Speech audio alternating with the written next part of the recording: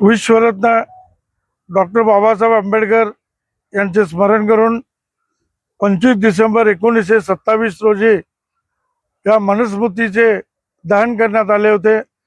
त्यावेळी सर्व विशेष म्हणजे वेगळे वेगळे धर्माचे वेगळे वेगळे समाजाच्या लोकांनी या अंधश्रद्धेच्या आतमध्ये जे विविध मानवतेला कलंक लागणारे काही घटना त्याच्यामध्ये लिहिले होते। या मनुस्मृतीमध्ये महिलांचे हक्क आणि जातीवाद अंधश्रद्धा हे त्यामध्ये नमूद केले होते, परंतु त्याला बाबासाहेब आंबेडकरांनी मानले नाही।